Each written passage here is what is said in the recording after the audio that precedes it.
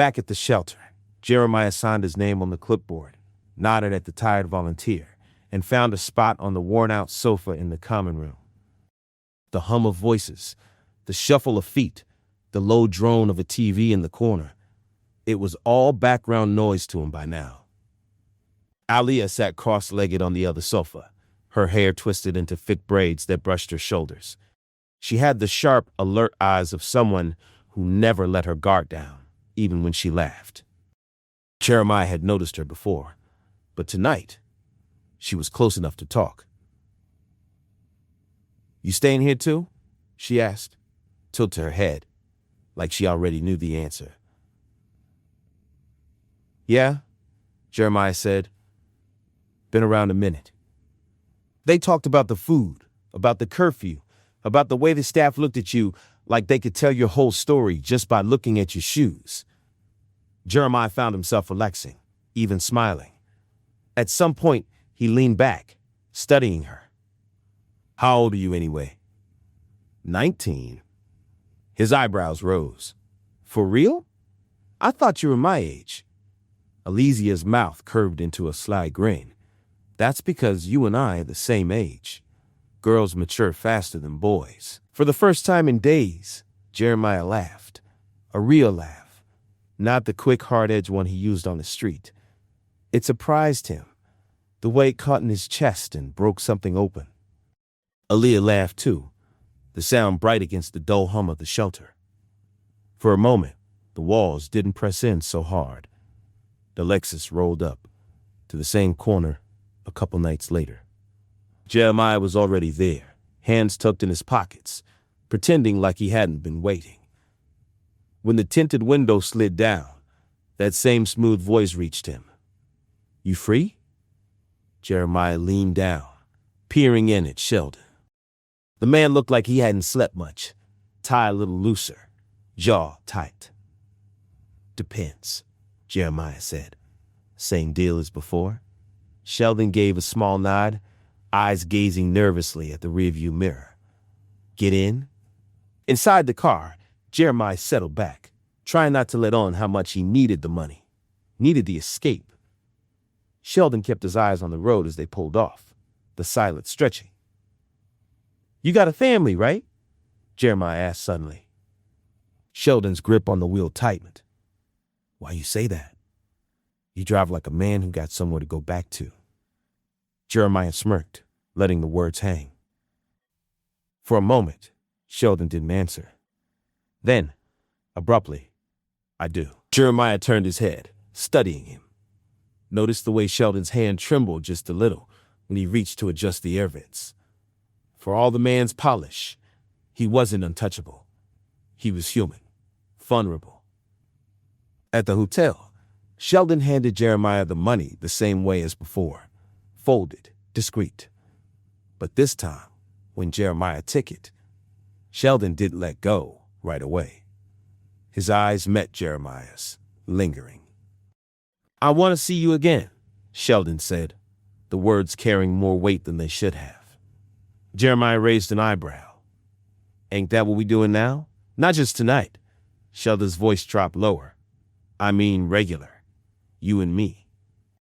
Jeremiah slipped the cash into his pocket, heart knocking harder than he expected. He wasn't sure if this was a blessing or a trap, but either way, he nodded, just enough to seal it. They walked into the hotel through the same side entrance, quiet as ghosts. The routine was already forming. Sheldon booked the room. Jeremiah kept a low profile. They spoke little until the door shut behind them. Inside, Sheldon loosened his tie, laid his jacket neatly over the back of a chair. Jeremiah noticed how careful he was, how everything about him seemed measured, deliberate. The kind of man who lived by rules. Jeremiah sat on the edge of the bed, watching. "You always this neat?" Sheldon chuckled, the sound short. "Habit. Courtrooms don't let you be sloppy." "Courtrooms," Jeremiah echoed, tilting his head. "So you a lawyer or something?" "Something like that." Sheldon's answer was clipped, but his eyes softened when he looked at Jeremiah. "What about you?" You in school? Jeremiah gave him a look, half amused, half insulted. Do I look like I'm in school? Doesn't mean you couldn't be, Sheldon said quietly. The words landed heavier than Jeremiah expected. Nobody talked to him like that, like he had choices left, like his life wasn't already written in the cracks of abandoned apartments. He looked away, muttering, "That ain't the world I'll live in." The room was silent, except for the hum of the air conditioner. Then, Sheldon sat closer. Not too close, but close enough that Jeremiah could feel the warmth of his body. "I mean what I said," Sheldon told him. "I want to see you again. Not just when it's convenient." Jeremiah swallowed, nerves prickling. "You saying you want me on call? Or something? Something like that." Sheldon's tone was cool, precise. "I don't want to share you with anyone else. That means no more tricking. You sleep with me and only me. We'll both get tested. I don't want to use protection anymore. I want the real thing." Jeremiah's chest tightened, breath catching short. This wasn't just another deal. It was a condition, a contract, laid down clear. He stared at Sheldon, trying to read him. The man looked calm, matter of fact, like he was negotiating in a boardroom. But for Jeremiah, it was something else entirely. His head spun. Tricking he could handle. Motel rooms, quick nights, lies told in the dark. All of that was survival. But this felt bigger. Binding. He forced himself to swallow, nodding once, though his hands trembled against his thighs. Overwhelmed, didn't begin to cover it. Jeremiah's pulse was still thudding in his ears when he finally spoke. "All right," he said slowly, steadying his voice. "I'll do it. No more tricks. Just you." Sheldon leaned back, the corner of his mouth curving like he'd won a court case. "But I got one condition," Jeremiah added, cutting the moment before Sheldon could savor it too long. His eyes locked on Sheldon's, sharp, unflinching. "You get me out of that shelter? I can't keep sleeping next to dudes coughing all night, watching my shoes while I try to rest. You want me only with you?" "Then I need a place of my own." Sheldon studied him, the lawyer in him weighing terms. Then, with the same calm he used to settle cases, he nodded. "Done. I'll set up a studio. Downtown. Something clean, discreet." Jeremiah exhaled, though the knot in his stomach didn't loosen. He'd gotten what he asked for, but he knew deals like this always came with strings. Strings you didn't see until he wrapped tight around your throat. Still, the thought of a bed with a door that locked, a space that was his, even if it wasn't really his, made the risk feel worth it. He nodded once. Then we got a deal. Jeremiah stuffed a few things he owned into a plastic grocery bag. A pair of jeans, 2 shirts, a toothbrush, a ragged spiral notebook with half its pages torn out. That was all he had to his name. The bunk he'd been sleeping in for weeks looked even smaller now, its thin mattress sagging in the middle, the blanket smelling of bleach. As he slung the bag over his shoulder, Aniyah appeared in the doorway, arms crossed. "Where you going with all that?" Jeremiah hesitated, then gave a crooked smile. "Got myself a place. Somebody's looking out for me." Her eyebrows lifted. "Oh, I see. Mr. Somebody in the Lexus?" Jeremiah chuckled under his breath. "Yeah."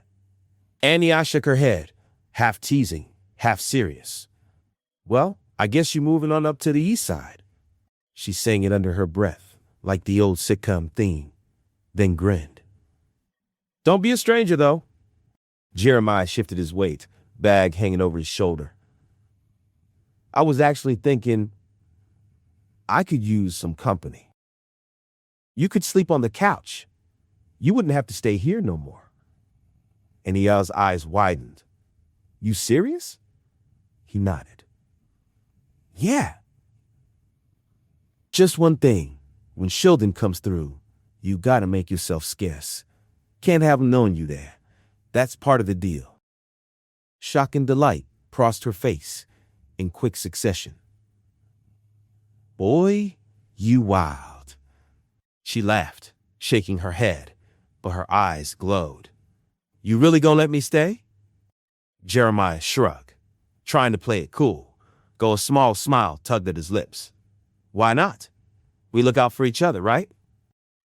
For the first time in a long while, the idea of home didn't feel so far out of reach. The studio was modest, but well kept. Sunlight catching on new fixtures, fresh paint still gleaming on the walls. It wasn't much, but compared to the shelter's cots, it felt like stepping into another world. Aniyah was stretched out on the couch with a blanket, flipping through a fashion magazine. Jeremiah sat by the window, pretending to be focused on the city lights, though his mind was already someplace else. His chest itched with want. That old familiar ache. He hadn't touched in days, not since the night the dealer yanked him up by his hair, but the craving never really left. It sat in him like a shadow, waiting. Aniyah didn't know. She thought the little twitch in his hands was nerves, or maybe left over from the shelter. She teased him for pacing sometimes, but never pushed. Sheldon didn't know either. He saw a young man, clean and sharp, someone worth investing in, someone who could be molded. Only two people knew the truth. His mother, who'd thrown him out after she caught bills missing from her purse. His eyes glazed, his speech too quick. Mr. Tucker, his high school history teacher, who walked into the boys' bathroom one afternoon and found Jeremiah crouched in a stall, pipe in hand, eyes wide like a cornered animal. The shame of that moment never left him. Mr. Tucker hadn't yelled. He just looked at Jeremiah with this awful disappointment, like he'd seen the future already written.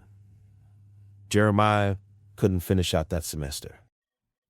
Couldn't bear the way the man's eyes followed him in the hallways, heavy with unspoken prayers.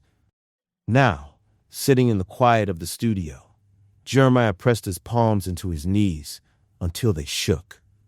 He had money in his pocket, thanks to Sheldon, a roof over his head, a friend sleeping just a few feet away. But none of it stopped the whisper in his body. Just one hit, just enough to take the edge off. He clenched his jaw and forced himself to stay still, staring at the city until the lights blurred. The studio had been quiet when Jeremiah slipped out, and he had knocked out on the couch with the TV humming low. He moved soft down the stairs, cash tucked tight in his pocket. Downtown at night was a different city, neon bleeding over cracked sidewalks, shadows moving quick in alleys. Jeremiah walked like he knew where he was going, even if part of him hoped nobody noticed. He found the spot, same as always. A busted corner store with bars on the windows, long closed for business, but busy in other ways. The men leaning against the wall weren't there for groceries. Jeremiah, one of them said, voice slow and slick. His regular supplier, Dre. Slim build, gold tooth flashing when he grinned. Thought you forgot about me. Jeremiah shook his head, keeping his voice steady. Ain't forgot. Just been handling some things. Dre looked him up and down, taking in the cleaner clothes, the new sneakers. Look at you. Got a little upgrade, huh? Jeremiah didn't answer. He just reached into his pocket, pulled out folded bills. Dre snatched the cash, counted quick, then slipped a small bundle into Jeremiah's hand. Careful with that, Jay, Dre said. His grin widened. This batch? Stronger than what you used to. Don't say I ain't warned you. Jeremiah nodded once, tucking the package deep into his pocket.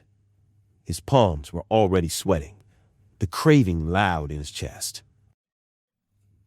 As he walked back toward the studio, the street seemed sharper, every sound too close, every shadow too deep. He knew the rules. Aniyah couldn't know. Sheldon could never know. This was his alone, the one part of his life that was poison and comfort all at once. And he wasn't ready to let it go. Jeremiah couldn't wait. The package burned in his pocket like it had a pulse. Every step back toward the studio felt too long, too risky. He ducked into a rundown gas station instead, head kept down low. The fluorescent lights inside buzzed overhead, harsh and unforgiving. He walked past the bored cashier, straight to the back. The bathroom door creaked on its hinges, graffiti carved into the metal. He slipped inside and turned the lock, heart thudding in his chest.